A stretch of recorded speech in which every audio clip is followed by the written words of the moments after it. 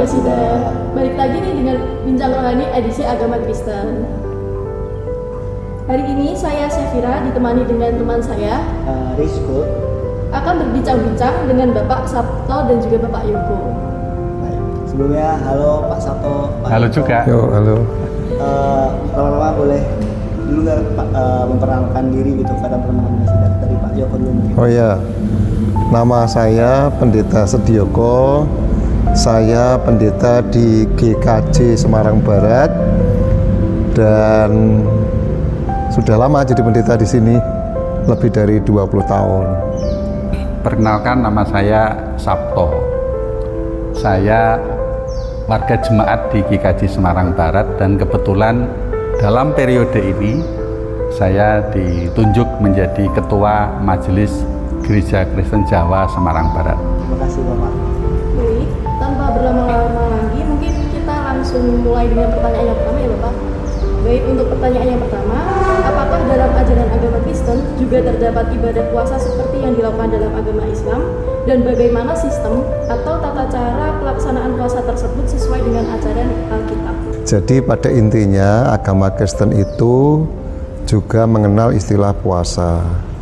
Dan kebetulan ini berbarengan dengan bulan Ramadan, kami juga puasa dimulai tanggal 5 Maret kemarin dengan ditandai kegiatan Rabu Abu.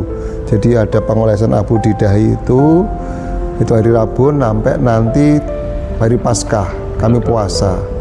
Jadi 40 hari kami puasanya.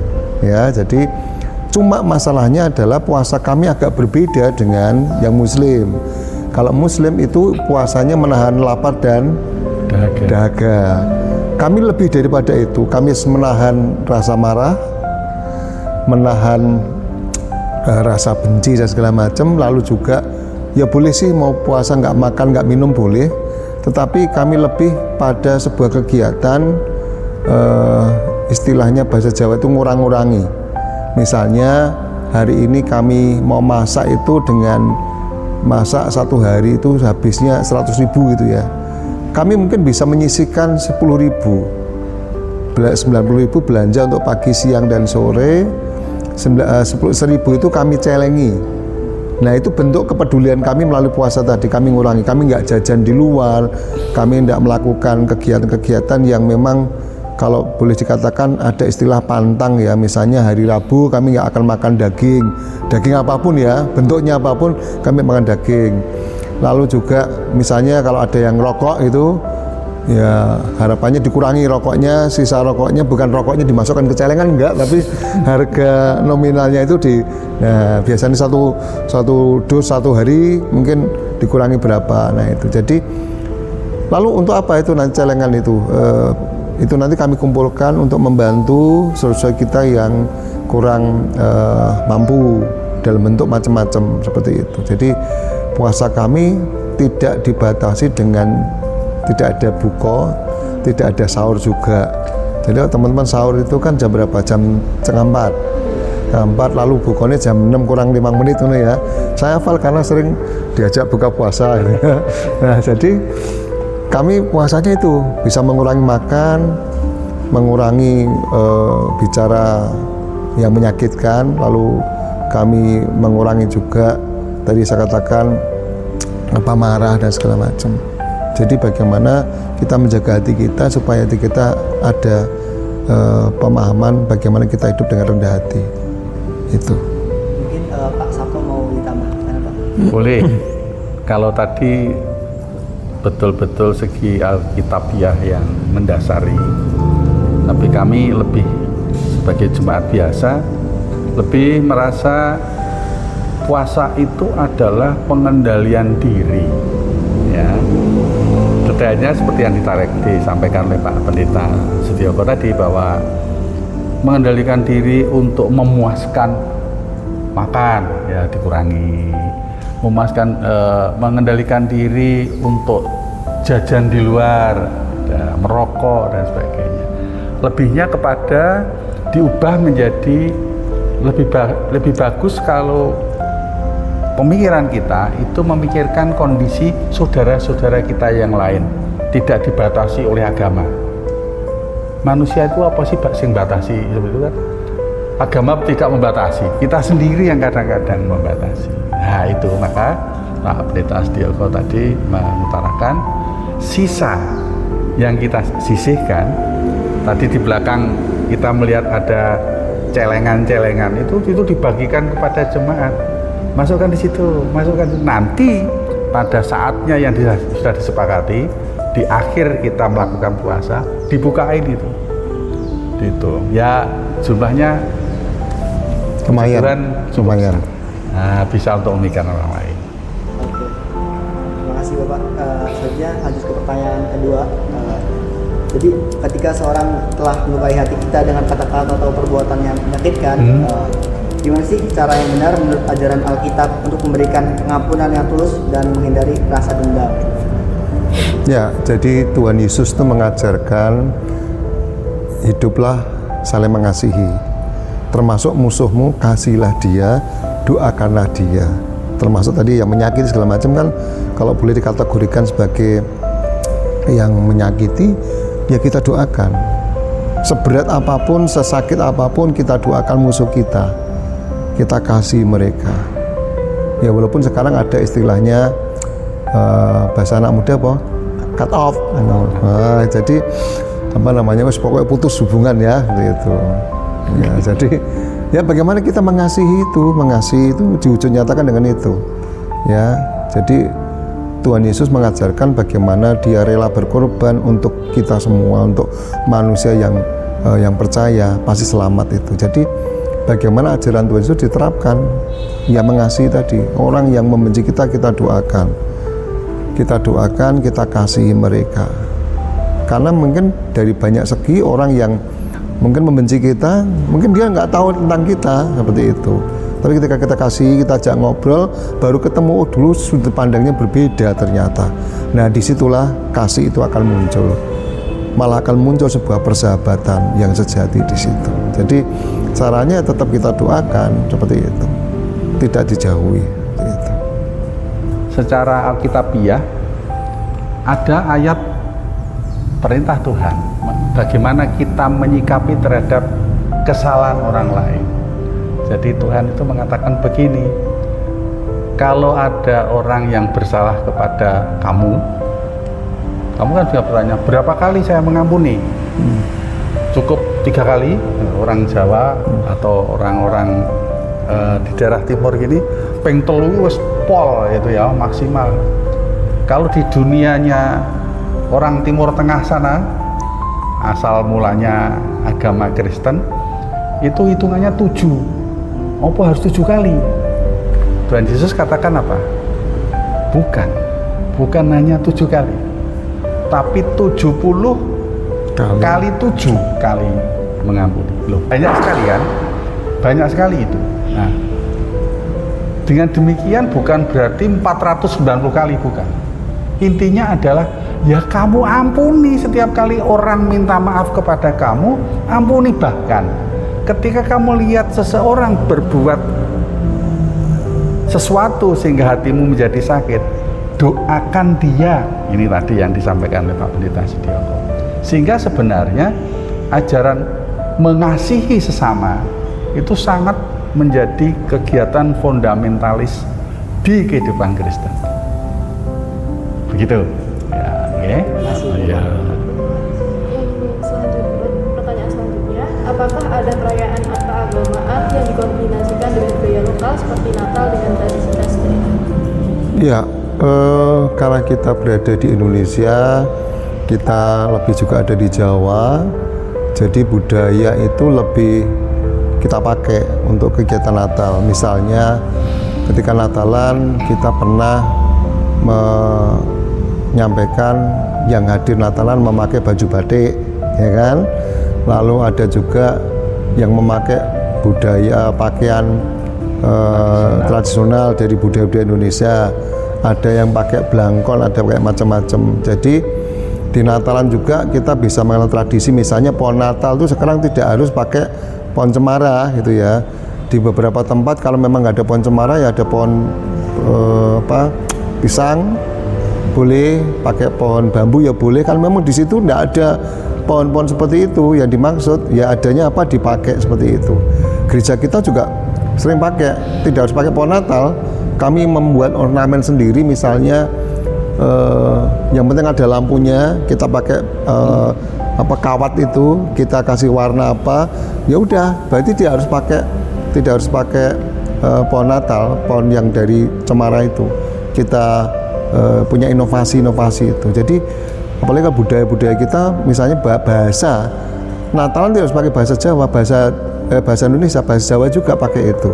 Jadi ada yang menari, ada juga seperti itu. Kita pakai budaya Jawa, misalnya mau perayaan Natal itu ada yang mau nari gambyong dulu, karena apa?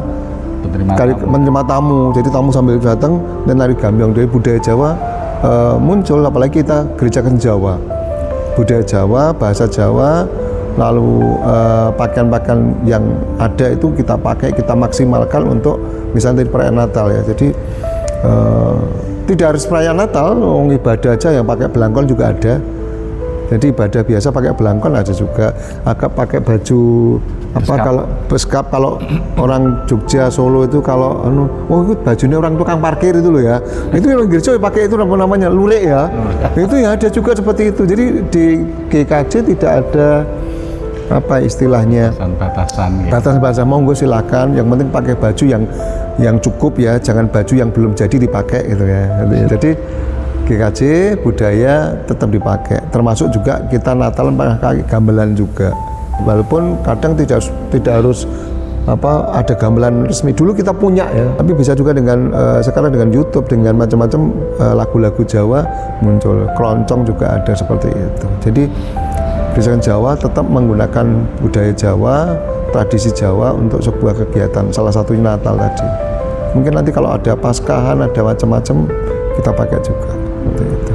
Jadi secara umum sudah disampaikan Pak Pendeta tadi bahwa kami memang tidak ingin tercerabut dari budaya di Indonesia, karena kami yakin, kami percaya, kami sadar kami hidup di tengah bangsa Indonesia, khususnya di wilayah Jawa. Itu sebabnya ketika kami berulang tahun ke-60 keberadaan kami, yaitu tahun kemarin di bulan Juli, kami mengadakan semacam seminar untuk mencari, mengais informasi tentang kira-kira apa-apa saja yang harus kita lakukan supaya kami ini, orang yang bergereja di GKJ ini, tidak kehilangan Jowone. Maaf kalau ada yang dari daerah lain ya. Kami pengen supaya kami bergereja itu dasar budayanya adalah Jawa. Kami tidak ingin tercerabut dari Jawa kami. Ternyata di dalam ajaran-ajaran budaya Jawa itu ada yang semirip, bahkan seperti itu yang diharapkan oleh Yesus dalam kehidupan kami beragama, mengenal ajarannya. Seperti tadi diutarakan oleh Pak Pendeta Setioko, unggah-ungguh, ya toh, itu kan adat Jawa yang menyatakan merendahkan diri terhadap yang lain. Unggah-ungguh itu dasarnya kan seperti itu. Ketika kalian tahu menghormati orang lebih tua, itu kan kalian merendahkan diri. Demikian juga dipercontohkan oleh Pak Pendeta Setioko bahwa beliau walaupun di posisi tinggi di tempat kami, kalau di tempat orang lain ketemu kiai, iya cium tangan, memang budaya kita seperti itu. Perkara kiai tidak bisa menerima karena janganlah, enggak usah. Itu kan beliau, tapi Pak Pendeta ini sudah merendahkan diri. Itulah yang menurut kami budaya yang kami masukkan dalam kegiatan kita beribadah. Nah, kalau dikatakan ibadah itu kan formal. Sementara dalam setiap khotbahnya mengatakan ibadah itu tidak hanya formal di dalam gereja. Ketika kita keluar dari gereja, justru itulah ibadah yang sesungguhnya. Kalau kami di dalam diajari kasih, tetapi ketika ketemu kalian berdua, saya main bentak-bentak, merasa lebih tua, lebih pinter, itu enggak benar. Begitu. Baik, terima kasih Bapak. Kita lanjut ke pertanyaan selanjutnya. Dalam Kristen kan ada istilah saat teduh ya. Nah, apa sih arti saat teduh dan biasanya dilakukan dalam situasi seperti apa? Ya, di Kristen, lebih di GKJ itu dalam sebuah ibadah mesti akan ada saat teduh. Saat teduh itu ditempatkan ketika seseorang atau kelompok atau gereja setelah ada khotbah, penyampaian firman, lalu ada saat hening sejenak saat teduh. Bagaimana umat pada waktu itu mendengar tadi sapaan firman Tuhan, lalu merenungkan dalam hati dalam waktu singkat, hening itu dengan keteduhan hati. Oh iya, tadi yang disampaikan dalam khotbah mengetuk hati saya untuk berbuat lebih baik lagi. Saya harus berkomitmen untuk bertindak lebih baik lagi. Jadi saat hening, saat teduh itu adalah bagaimana kita merasakan pemberitaan firman Tuhan tadi, kita terapkan dalam hidup kita ngambil komitmen di sana. Saya mau apa? Misalnya kalau tadi temanya mengasihi gitu ya. Oh ternyata aku belum bisa mengasihi, maka aku berkomitmen mulai hari ini aku ingin mengasihi. Dari firman Tuhan tadi aku ingin mengasihi. Jadi bisa diartikan saat teduh itu bisa menjadi sebuah perenungan kita, relasi kita dengan Tuhan.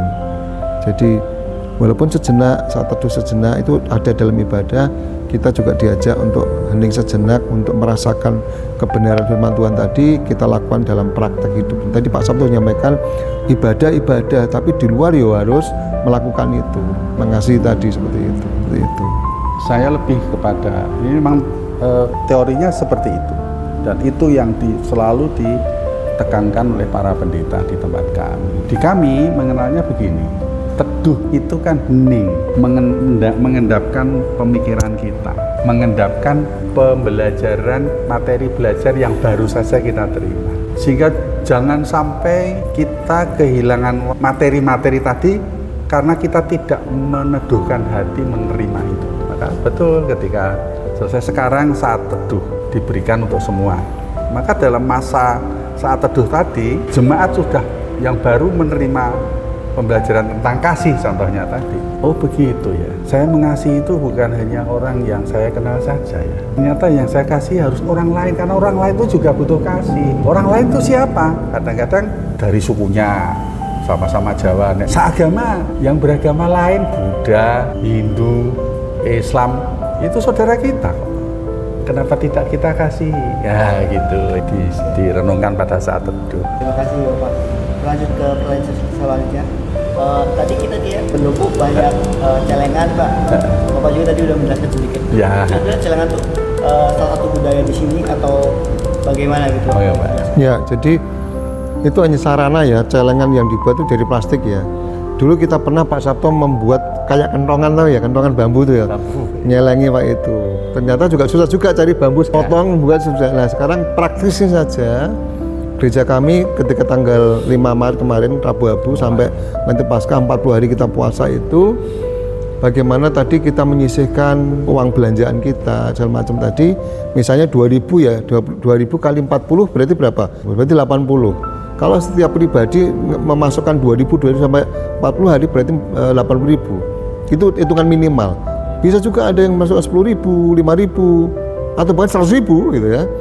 Itu tergantung dari bahasa kita, keikhlasan kita. Nah, jadi celengan-celengan ini kita bagikan ke setiap umat, ke setiap jemaat di beberapa wilayah kami, sehingga nanti tanggal 20 kita kumpulkan, kita bedah celengan itu kita kumpulkan. Ya menariknya apa? Ada yang 500-an, ada yang 1.000-an, nanti kita wadai plastik seperti es itu ya. Itu nanti kita nggak usah bingung-bingung, nanti ada yang datang, Pak tuker uang Pak gitu ya.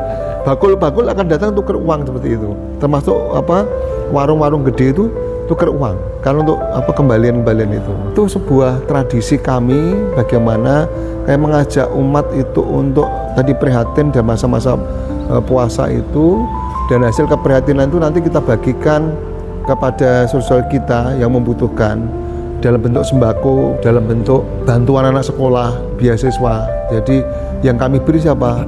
Tidak memandang agama, tapi yang jelas kami bantu untuk belajar uang belajar segala macam. Jadi dulu sebelum ada BOS kami membantu dengan model beasiswa itu. Sekolah negeri juga dan swasta juga. Dan kami pun punya sekolah gratis yang salah satu ini nanti juga akan menyuplai ke sana. Dari berapa persen, kalau dihitung total berapa persen itu kami akan suplai ke sekolah gratis kami untuk membantu. Jadi celengan itu kami gunakan untuk sebagai sarana bagaimana umat, misalnya hari ini saya kok sisa dari belanja 5.000 ya dimasukkan 5.000. Kalau satu rumah itu ada 5 orang, ini 2.000, 2.000, 2.000, 2.000, 2.000 berarti berapa?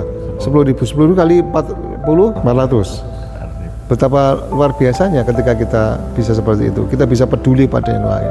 Ya, ini sebuah upaya saja, upaya. Termasuk di dalamnya siapa yang sudah berpenghasilan. Di tahun ini Pak Pendeta ingin supaya anak-anak kecil itu sudah mulai diajar itu.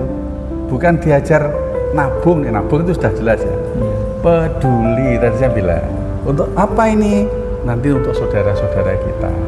Jadi sejak kecil hal ini sudah diajarkan kepada mereka. Ya, bagaimana supaya tumbuh perasaan peduli.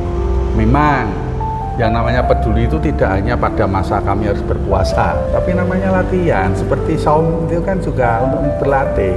Apa orang saum itu hanya 1 tahun 30 hari? Enggak kan? Kan ada ya saat-saat yang lain. Begitu. Bapak, untuk menutup bincang rohani kali ini mungkin bisa disampaikan closing statement atau pesan-pesan untuk teman-teman Pemuda Sidam. Ya, jadi kita diciptakan Tuhan itu sungguh amat baik.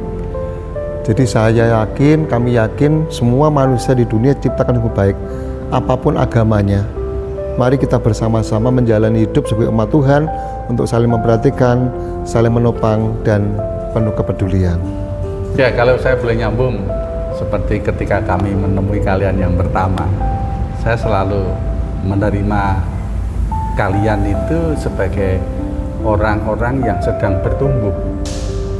Kalau bertumbuh itu mencari makanan-makanan yang baik, sehingga pengenalan kalian terhadap hal-hal lain di luar kalian itu penting.